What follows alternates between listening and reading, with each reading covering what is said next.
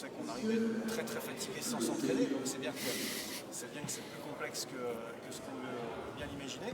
Et donc forcément, en fonction de ça, on ne va pas forcément déployer les mêmes stratégies de récupération, les mêmes outils.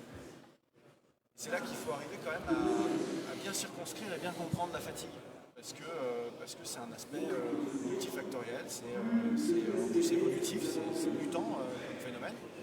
Donc c'est pas toujours si simple que d'anticiper par exemple un burn-out. Oui. Sinon il n'y en aurait pas. C'est clair. Donc effectivement, bien comprendre, et je pense qu'au cœur de tout, il y a le dialogue.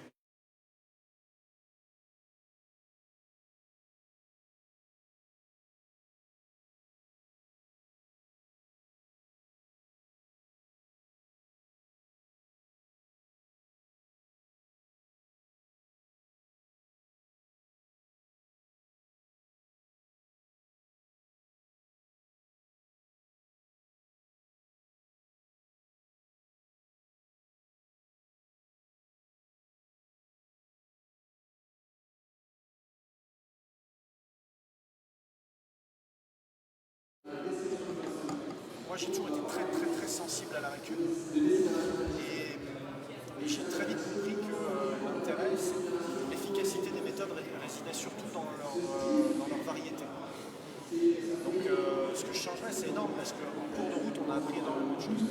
On a appris qu'il y avait certaines méthodes qu'on croyait efficaces qui finalement quand on les a confrontées à de la preuve scientifique sont avérées un peu décelantes. Je pense par exemple au bain froid. Au départ on est parti très très froid et puis on est parti moins froid. On s'est dit au départ on va viser des effets antalgiques post-trauma musculaire, donc plutôt des efforts excentriques, de la vitesse, de la force max. Donc en réalité ce qui se passe c'est que ça a plutôt tendance à bloquer les adaptations. On a fait ces erreurs-là, j'ai fait ces erreurs-là comme tout le monde, peu à peu ça s'est affiné. Mais surtout, on s'est rendu compte au fil des études, au fil de l'expérience finalement, tout simplement, que ça marche pas vraiment comme on l'espère, aussi fortement qu'on l'espère en tout cas. On est sur des gains marginaux. Ouais. Donc finalement, le froid, si je reste sur mon exemple, l'électrostimulation, ou même la récup active, ne sont pas des fins en elles-mêmes. C'est plutôt un outil qui va nous permettre de mieux exploiter le vrai outil de récupération qu'est le sommeil. Ouais. Et donc ce que je changerais complètement dans mon approche, c'est de dire on garde notre variété, marginalement on va ajuster pour ne pas se tromper de cible comme je le faisais avant, mais surtout on sait qu'on est en train de jouer au billard en deux bandes, voire trois. Ouais. Et donc on va chercher à mettre la boule mais pas en direct. Et c'est là que ça a beaucoup évolué ma perception sur la récupération en plutôt 20 ans qu'en 10. Mais... Ok. Après, je pense, si je Vas-y, je t'en prie. Ce qui est intéressant, parce que moi je travaille beaucoup avec le froid, c'est en fait le fait qu'on oublie, en gros c'est un peu un livre, et on pense que comme c'est un livre, ça marche pour tout le monde. Et la problématique avec le froid, et moi je le vois avec des athlètes que j'ai pu suivre, c'est qu'en fait on se dit il y a un protocole, 8 degrés, 8 minutes, mais en fait c'est quelqu'un qui n'a jamais fait ça. Et en fait on se dit on y va et ça va fonctionner. Et en fait on oublie l'aspect, comme tu pouvais le dire, environnemental autour, comment la personne elle va être, est-ce que la personne elle a envie de le faire, est-ce qu'elle y croit, et ça pour moi c'est super important, parce que j'ai vu pléthore d'études où en fait on ne prenait pas en considération est-ce que la personne au final elle a déjà une expérience sur ça. Moi, j'ai aucune problématique à aller dans un bain à 0 degré, mais derrière, mon adaptation ne sera pas la même que quelqu'un qui va juste parce que son coach, c'est son mentor et qui lui dit « vas-y, ça va te faire du bien ». Donc je pense qu'il y a aussi ça qui est important. Toi, tu l'utilises beaucoup ? Moi, personnellement, je sais que c'est une routine que je fais, notamment sur les matins, des choses comme ça. J'ai pas mal testé avec des personnes... en testant un peu la variabilité de la fréquence cardiaque aussi. Ce qui est certain, c'est que sur moi, mes tests à moi, donc il n'y a rien de... j'ai pas d'échelle scientifique là-dessus, c'est que ça fait vraiment... ça améliore la variabilité de la fréquence cardiaque. Ça veut dire que tu stimules le système parasympathique, ça c'est entre guillemets indéniable. Maintenant, comme le disait Aurélien, c'est quelle est la fatigue qu'on va avoir. En fait, on essaie parce que quelqu'un va vouloir récupérer, on essaie de l'amener toujours dans, par exemple, un système de calme, parasympathique, mais c'est quelqu'un qui est déjà, on va dire, enfoui là-dedans. Donc en fait, non, il y en a qui ont besoin, pour récupérer, d'avoir des choses plus actives. Et c'est là où moi, si je réponds un peu à la question que tu as posée à Aurélien, ce que je change par rapport à même il y a 15 ans quand j'ai commencé, c'est vraiment de me dire, en gros, qu'a besoin la personne en fait. Est-ce que la personne, je vais la laisser dans quelque chose vraiment de parasympathique, de très bas, limite de freeze un peu, ou est-ce qu'il va falloir au contraire la réveiller un peu, tu vois. C'est un peu plus sur ça que j'interviens. Et comment tu juges? Eh ben, j'essaie de le faire moi avec cette variabilité. J'essaie d'utiliser ça. Après beaucoup de discussions avec la personne, ça veut dire que si la personne elle se sent mollassonne, si elle se sent, on va dire, inflammée, un peu enflée au niveau musculaire, si elle sent qu'elle est somnolente, ça va donner des orientations. Si elle a l'impression, la personne, moi j'ai des personnes qui aimeraient ne jamais avoir besoin de récupérer parce qu'en fait ils sont tout feu tout flamme jusqu'au moment où ils prennent un gros pet derrière la tête, tu vois. Ah, justement, je vais rebondir sur ce sujet. J'ai un très bon formateur en haltérophilie sur Mâcon qui il a une maxime. Pour lui, c'est quand tu sens que tu es vraiment archi fort, j'emploie ces mots, c'est là où il faut que tu fasses attention. C'est un truc que vous constatez vous aussi? C'est le moment où tu es le plus fort ou tu es le plus fragile? Je crois que c'est une évidence un petit peu pour tous ceux qui ont pratiqué le sport de haut niveau à haute intensité, c'est-à-dire qu'on sait que, sans parler de machine, mais que quand on est vraiment au top de sa forme, sur un pic de forme, les risques de blessures sont les plus forts. Évidemment, ça s'explique d'un point de vue physiologique, d'un point de vue aussi nerveux, comme tu as pu le dire, mais au-delà de ça, freiner des sportifs, comme tu le disais, quand on est à son top de forme, c'est peut-être là le plus compliqué. Et pour rebondir sur le propos d'Aurélien également, sur les solutions efficientes, on peut aussi dire, et moi je reprends ma casquette d'éducateur, qu'en fait sur l'éducation de nos jeunes sportifs de haut niveau, dès le pôle espoir, on le voit bien nous en rugby, on se rend compte que les générations avancent et on voit quand même des changements de comportement liés à cette éducation qui est faite sur la filière de haut niveau.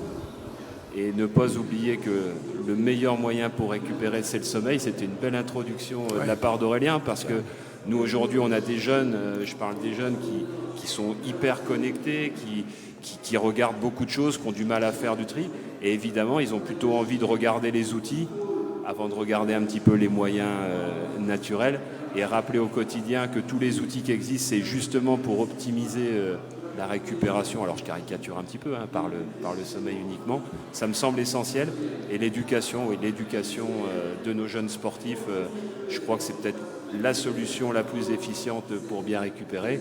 Et évidemment des encadrements de haut niveau, sensibilisés, comme tu le disais, à ce risque de blessure, sur l'euphorie de la pratique, je veux dire, ça me semble essentiel. Ouais. J'aimerais bien rebondir sur l'éducation, parce qu'en réalité, je pense que c'est une des clés de la récupération. C'est-à-dire que la récupération, parfois on considère ça un peu comme si juste on met les gens en situation de récupération et la magie opère. Comme si on amenait les gens dans la salle de musculation et ils devenaient plus forts. Comme si on amenait les gens sur le stade et ils devenaient plus endurants. Or, il y a un apprentissage des techniques qui est nécessaire.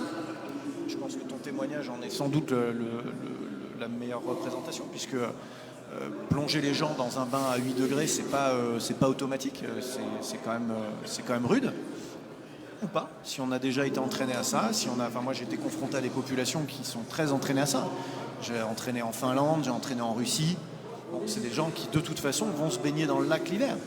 Donc à partir de là, on ne part pas du même point, et probablement d'ailleurs qu'on ne peut pas tirer les mêmes conclusions des études qui sortent aujourd'hui sur des Européens ou des Nord-Américains ultra confortables, testés en université avec des palmiers autour, etc. Donc évidemment, ce n'est pas du tout le même chemin. Donc il y a une notion d'entraînement et d'apprentissage à la technique de récup que je voudrais souligner. Typiquement le sauna. On a des conclusions sur le sauna qui sont menées sur des populations qui ne s'exposent pas au sauna. Très peu. par exemple, un Français, il fait un sauna, et de moins en moins. Avant, on avait quand même les lutteurs qui amenaient des saunas dans les gymnases, dans les COSEC. Là, aujourd'hui, on n'a plus de sauna nulle part. Donc, c'est simple, on est désentraîné au sauna. À l'inverse, en Russie, les gens font du sauna tous les jours. Donc, est-ce que l'observation de le protocole de sauna doit être hyper tempéré, hyper modéré, très très sec, peu d'humidité. Enfin, ça, c'est les préconisations actuelles avec 1-2 séances par semaine maximum. Sinon, c'est une charge, pour le coup, une charge nerveuse. On se retrouve à avoir le sommeil qui est perturbé par ça, ce qui est probablement vrai sur nos populations.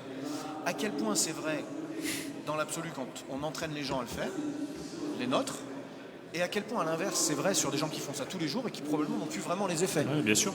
C'est ça en fait. Je pense que moi, j'ai pas du tout entraîné en Finlande ou en Russie, mais je me rends compte déjà, par exemple, sur moi, quelqu'un qui va faire... J'ai la chance, pas la chance, c'est moi qui ai voulu, mais dans mon complexe, on a un sauna et un puits d'eau froide. Le puits d'eau froide, je le mets à la température que je veux. Quand je le fais régulièrement, automatiquement, derrière, je suis persuadé que l'effet, il est moins important parce que il n'y a plus le corps qui crée ce stress pour permettre à récupérer. Donc après, là, je suis complètement d'accord avec Aurélien, c'est le fait de se dire, quelqu'un qui fait ça tous les jours, de toute façon, il ne le fait même pas pour récupérer, en fait, c'est sa routine quotidienne. Mais ça fait quand même partie de sa récupération.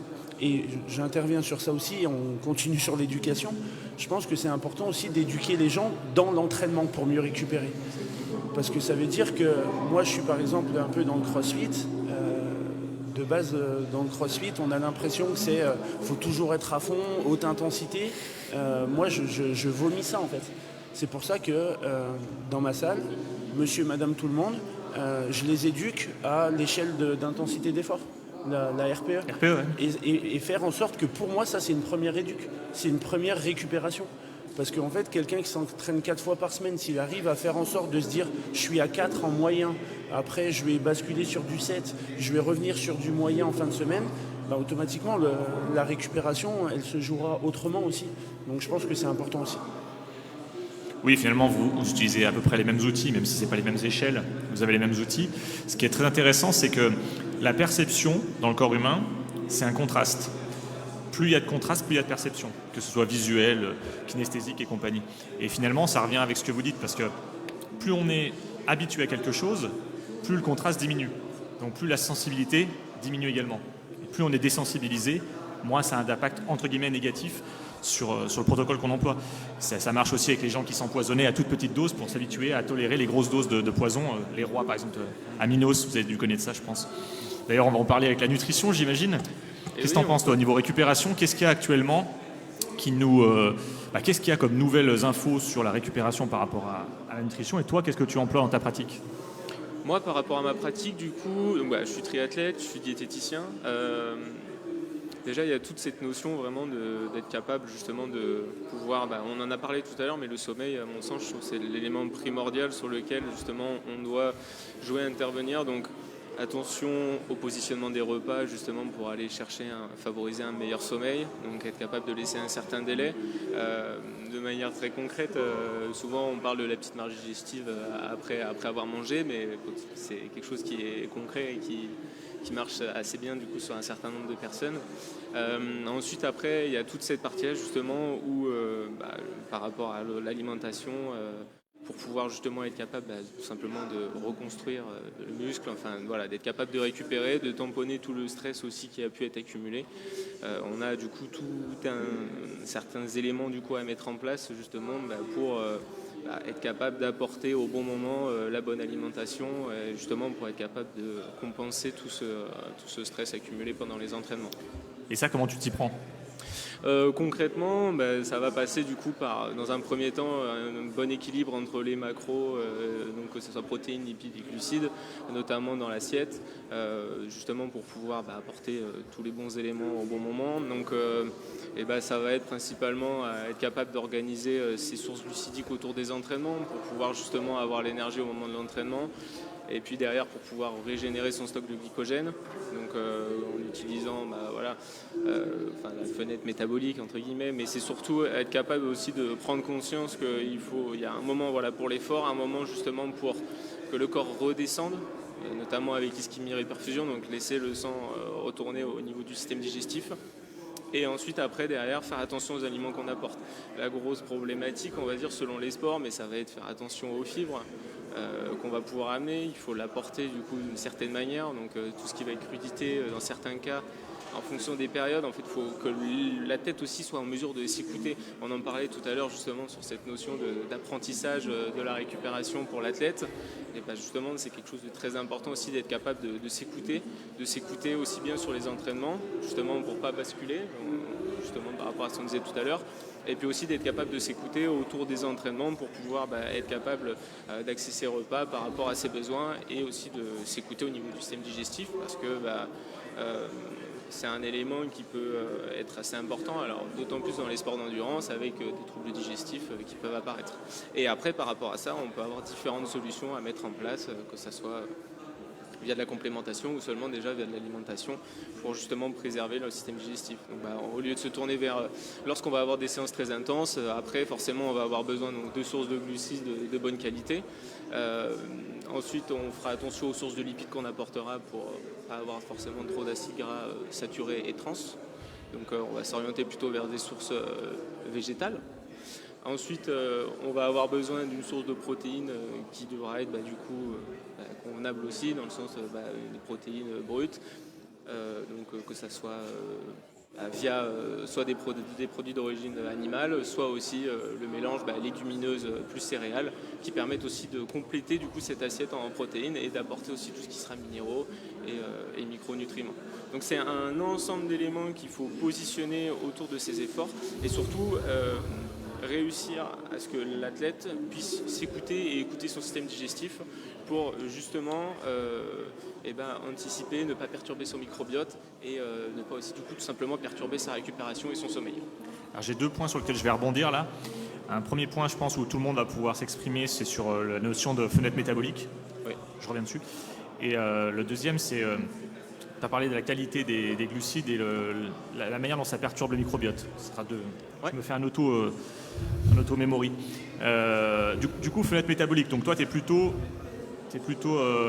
camp Denis Richer. C'est-à-dire que tu utilises la fenêtre métabolique et tu vois ses bénéfices sur le terrain.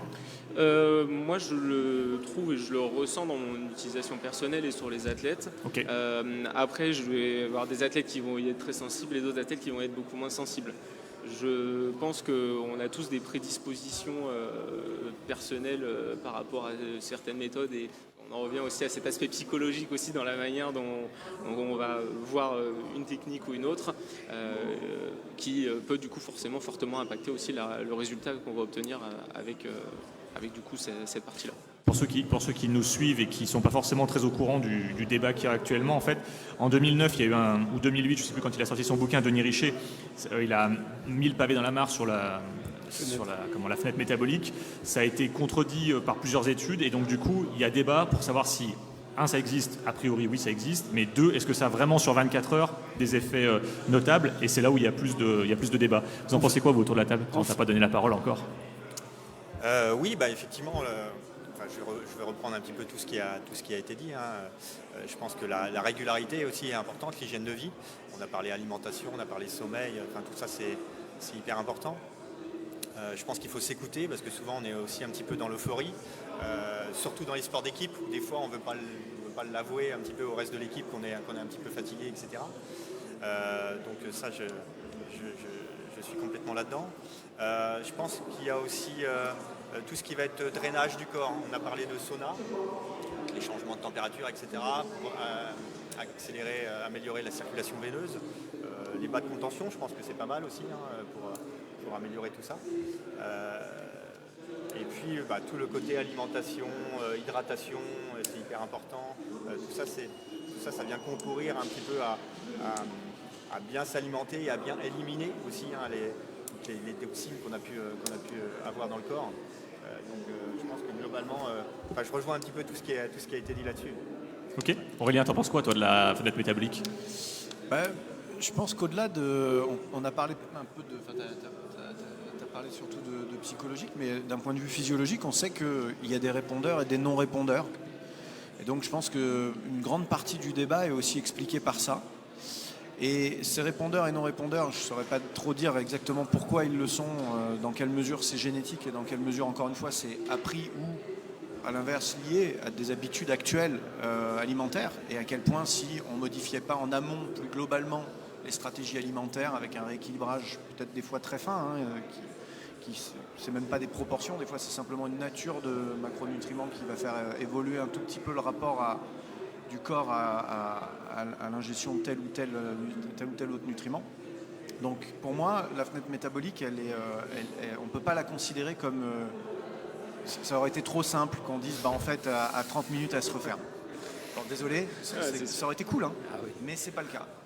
Donc le seul truc sur lequel on peut tous être d'accord, je pense que c'est qu'effectivement chez certaines personnes, si on fait une prise protéique très très tôt après un effort de musculation, ça accélère la récupération, voire la prise de masse. Ok, chez certaines personnes, et probablement chez une majorité de gens, puisque c'est des gens, encore une fois, qui ont déjà un régime protéique important en général, qui s'exposent à ça. C'est souvent des culturistes ou pseudo-culturistes qui s'entraînent pour justement créer un petit peu de masse.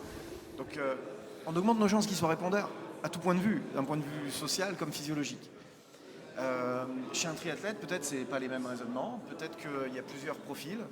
On fait quoi, nous? On lutte entre rééquilibrer l'homéostasie et notamment en nutrition, jouer sur l'équilibre acide-base, c'est une des clés, et la reconstruction musculaire, donc apport protéique. Et au milieu de tout ça, on remet une couche avec reconstruire les stocks énergétiques.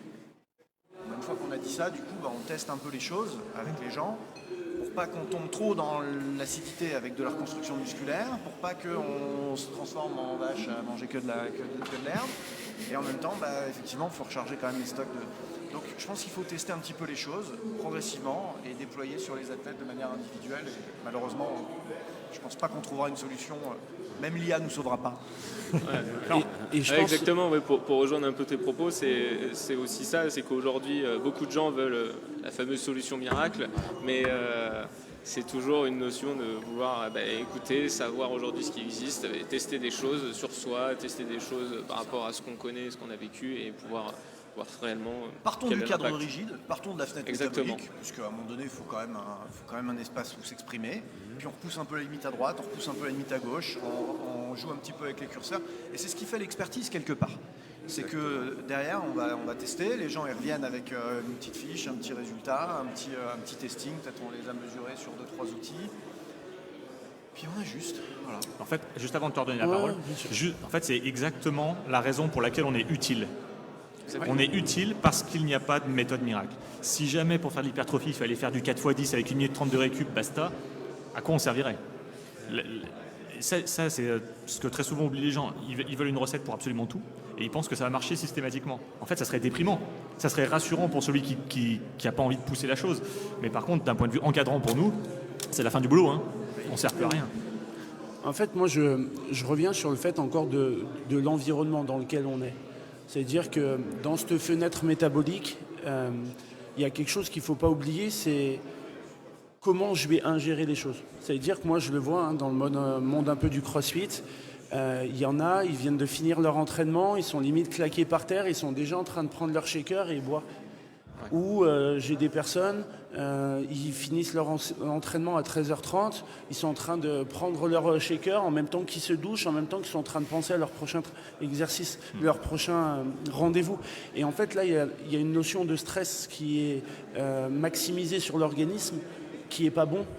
Faut pas oublier que tout ce qui va se faire au niveau digestif, ça va se faire dans ce système parasympathique. Encore une fois, moi je fais un entrecôte sur le comportement humain. Il y a 100 000 ans, si je devais courir, parce qu'il y avait un prédateur qui jouait sur ma survie, je ne serais pas en train de digérer. Je serais en train de tout mettre en œuvre pour fuir. D'où la rétribution de la masse sanguine. Ouais. Et donc du coup, en fait, la problématique de ça, c'est de se dire, on veut absolument donner, entre guillemets, un ordre de fenêtre métabolique, mais en fait, peut-être que ça marche sur moi, mais peut-être que le lendemain, il ne faudra surtout pas que j'y aille. Et je pense qu'il ne faut pas, et c'est ce qu'on dit un peu, mais il ne faut pas s'arrêter à ah non, mais il y a la fenêtre métabolique. Moi, j'ai pas coaché sur du haut niveau, mais j'ai quand même coaché des athlètes, des personnes, monsieur, madame, tout le monde. Il y en a qui se stressent de ça. Oui. Et je pense, et c'était une question aussi pour toi, quid aussi du fait de comment on peut faire en sorte de ne pas habituer l'organisme. Moi, je sais que, par exemple, de pouvoir laisser l'organisme faire lui-même, par exemple par un jeûne, si l'alimentation de base est bonne, si c'est tout cadré, en fait, le corps, il va devoir trouver des solutions lui-même. On sait qu'avec le jeûne, on a de l'autophagie qui va permettre de venir limiter les radicaux libres, qui crée des acides aminés qui sont propres à notre corps. Pourquoi pas y aller si les personnes ils se sentent bien là-dedans en fait.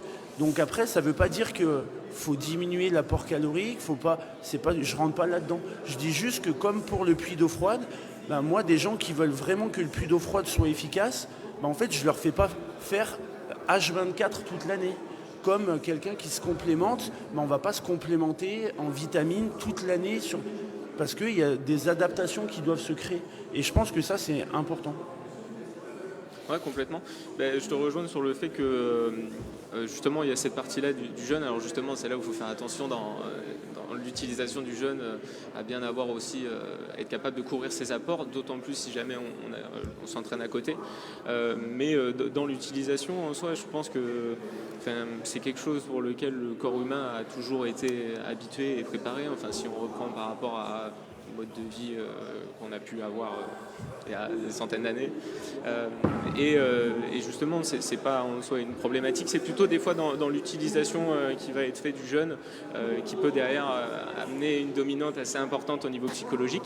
Et il y a certaines personnes qui sont très capables, comme certaines personnes qui ne seront pas capables, mais en revanche, en mettant certaines choses au fur et à mesure en place et en les faisant évoluer dans leur pratique sportive et sur leur nutrition, sur l'équilibre alimentaire qu'ils vont avoir, potentiellement à un moment vont s'y tourner un petit peu vers le jeûne à un moment dans l'année, justement pour être aussi capable vraiment de mettre le corps au repos. Il y a vraiment cette notion qui est très importante. Chez quelqu'un qui aurait pas mal de troubles digestifs, notamment à l'entraînement, il y a potentiellement capable de se dire, là, on va faire attention sur les entraînements, certes, mais être capable aussi de mettre son système digestif au repos, ça a un bienfait qui est très important, c'est ça. Oui, et en même temps non, parce que déjà, qu'est-ce qu'on entend par jeûne ?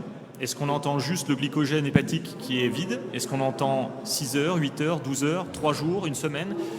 Et du coup, la réponse, elle ne peut pas être aussi caricaturale parce que déjà, combien de temps tu mets une fois que tu as un aliment complexe ? J'entends qu'il y a déjà, un bout d'os avec, qu'il y a des cartilages, qu'il y a plein de choses que tu dois déjà dissocier des nutriments. Combien de temps il met pour passer de ta bouche jusqu'aux toilettes ? Et même si tu arrêtes de manger durant cette période-là, tu n'es pas au repos. Et quand ton estomac et ton intestin sont vides, il vient la phase où justement il redevient actif. Donc là où on pense qu'il est au repos, finalement c'est l'inverse. Il est plus actif parce qu'il nous envoie des signaux. Ok, on ne va pas passer sur la cholécystokinine et compagnie, vous connaissez, GLP1. Au contraire, il est plus actif. Donc c'est pour ça que vous voyez, il y a nuance, je pense, à apporter sur le côté jeûne, ça met au repos. Oui, c'est ça. Mais c'est plutôt cette notion de, par exemple, en l'occurrence, quand je parle de jeûne, je parle plutôt de jeûne intermittent parce que je pense qu'aujourd'hui, ça reste le jeûne qui reste le plus adapté, du moins autour d'une pratique sportive.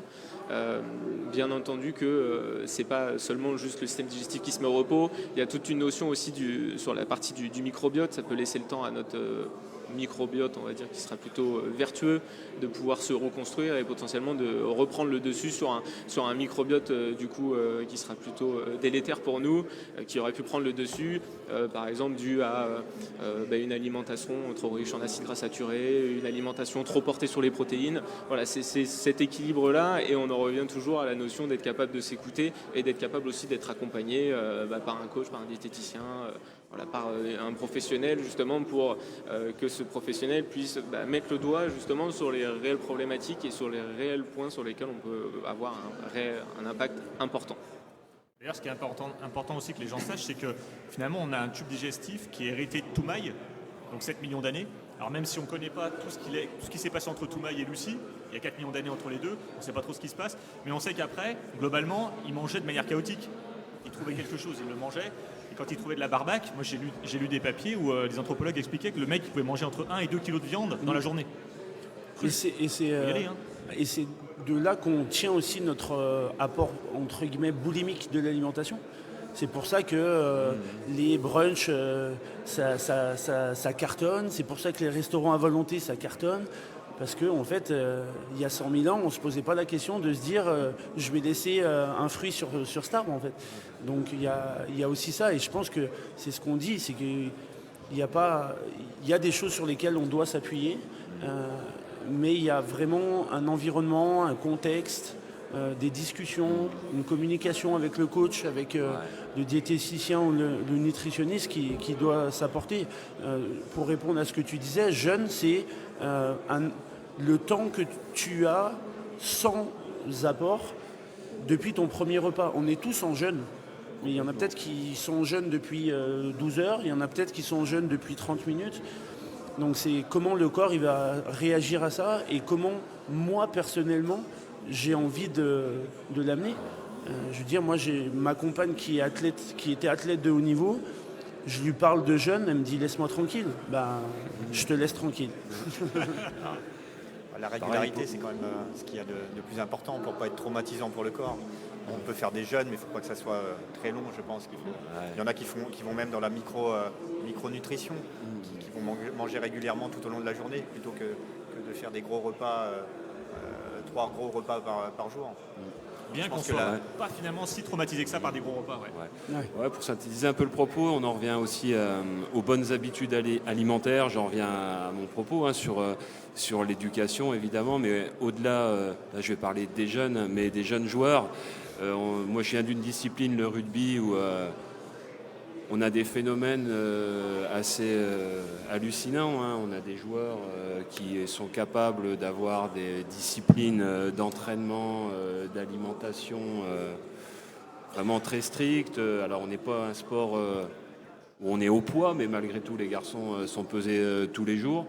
Et on se rend compte que les garçons sont capables de tenir des disciplines très strictes et par contre de péter les plombs sur des craquages alimentaires assez exceptionnels. Faut avoir vécu avec des rugbyman pour se rendre compte des phénomènes qu'il peut y avoir.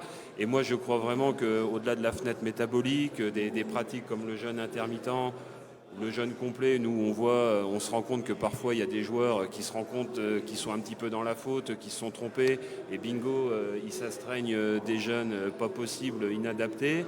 On récupère des garçons à l'entraînement, on ne comprend pas, ils sont déglingués en fin de séance. Et en fait, bonne habitude alimentaire, et je reviens sur les deux propos, la discussion, l'échange. Il y a certains sportifs, ils n'ont aucun problème sur l'alimentation. Il y en a d'autres, que ce soit les sports au poids ou les sports comme nous de combat collectif au rugby. On a des garçons qui sont parfois d'une très grande sensibilité autour du sujet. Il y a aussi beaucoup d'affects liés à l'alimentation. Et plus les choses seront prises de bonne heure avec nos jeunes sportifs, on aimerait aussi pouvoir compter sur le sport à l'école pour amener ces bonnes habitudes, ces bonnes pratiques. On se rend compte qu'on en est parfois très loin.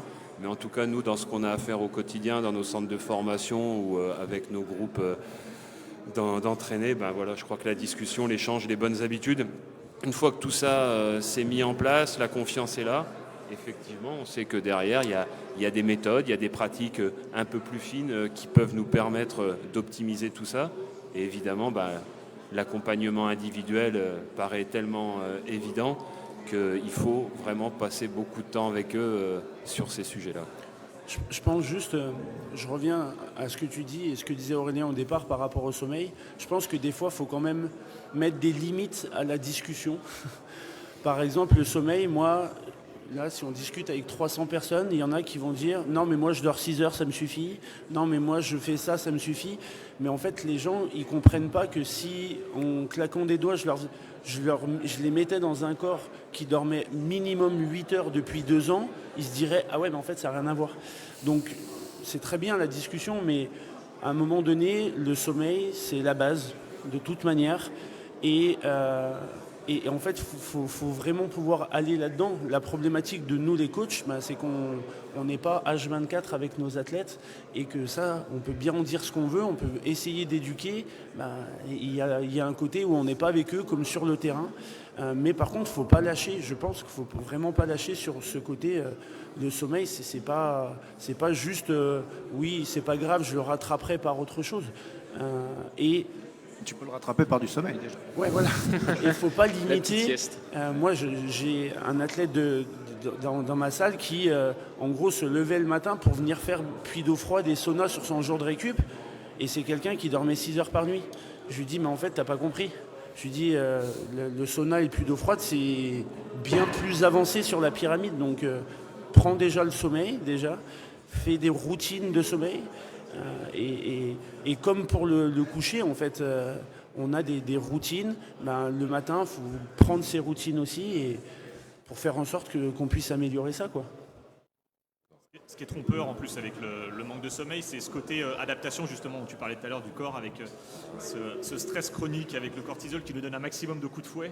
On a un énorme coup de fouet, on se dit purée, j'ai pas dormi de la nuit. Je me rappelle, j'ai fait un record une fois sur une barre que j'avais jamais passé.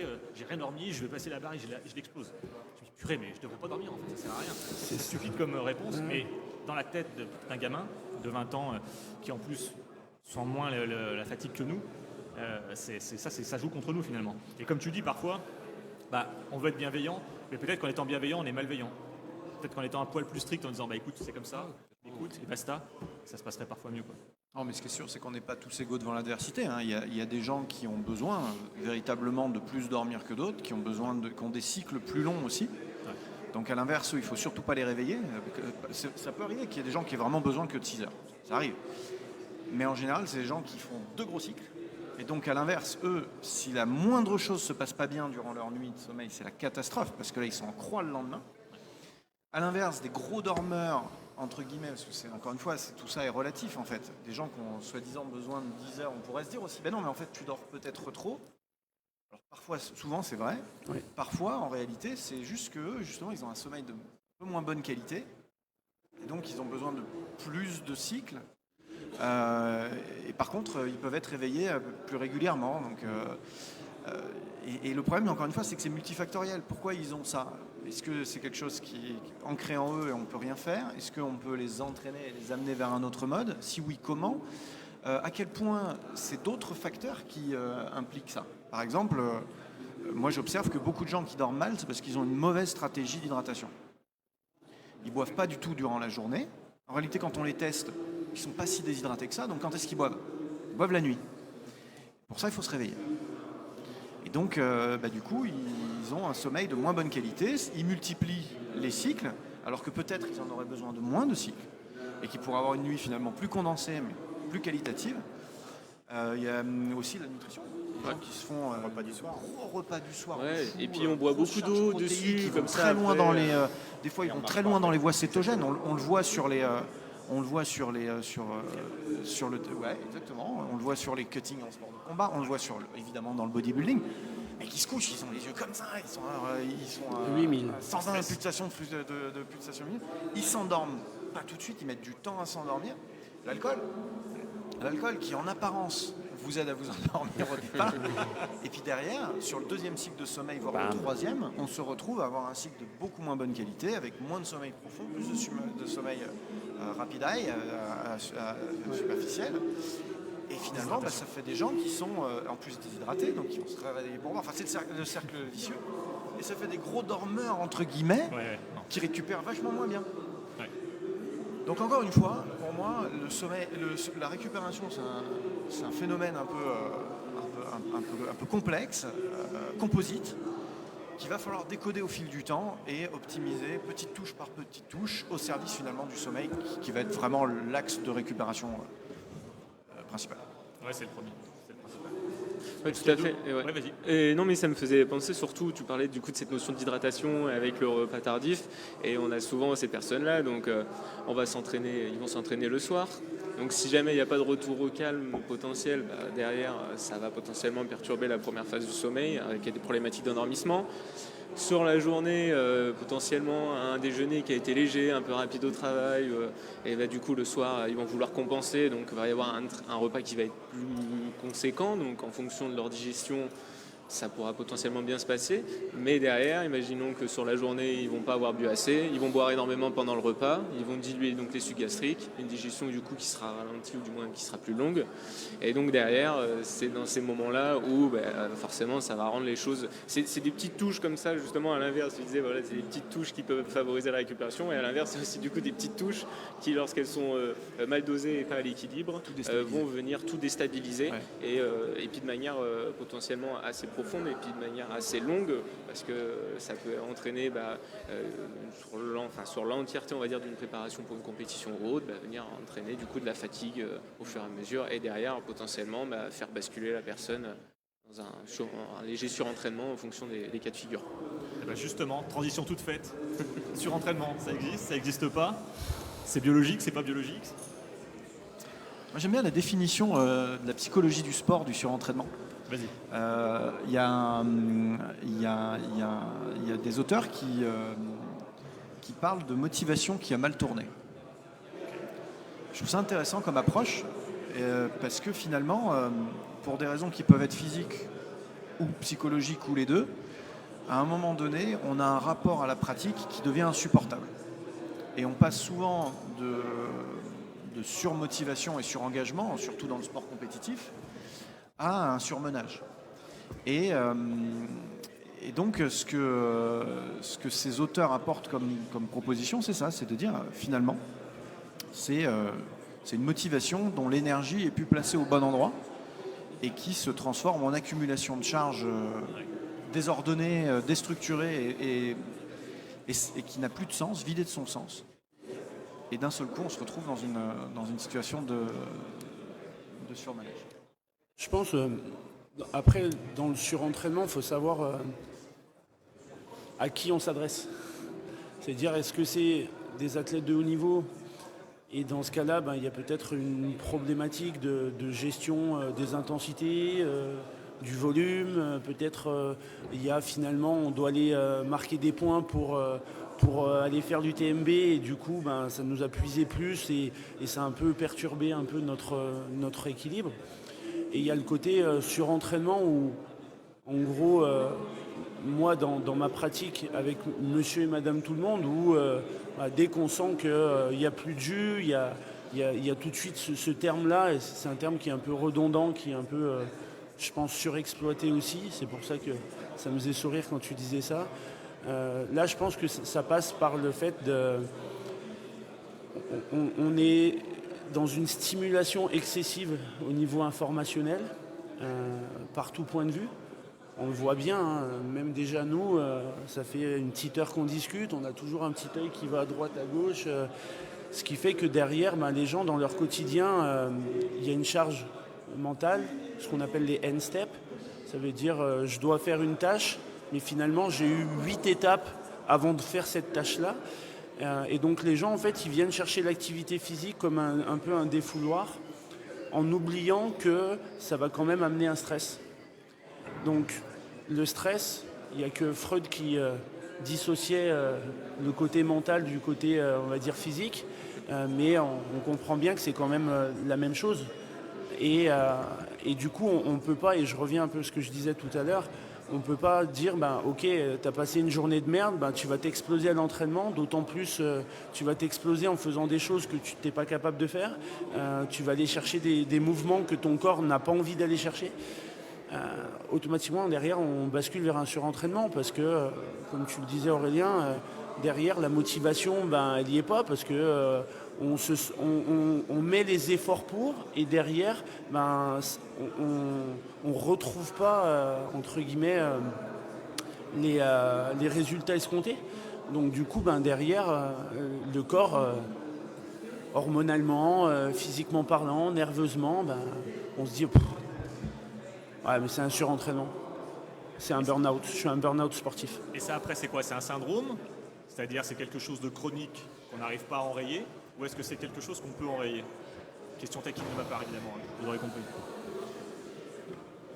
L'expression qui dit que le plus doit pas être l'ennemi du mieux, hein. Après, je crois qu'aujourd'hui, dans les méthodes d'entraînement, dans la quantification du travail, dans la professionnalisation des staffs, hein, je parle notamment au niveau des sports collectifs, hein, qui est plus ma branche, on a une nette amélioration pour, comment dirais-je, entraver ces phénomènes de surentraînement où les pratiquants ont parfois tendance à sortir du cadre fixé par le coach.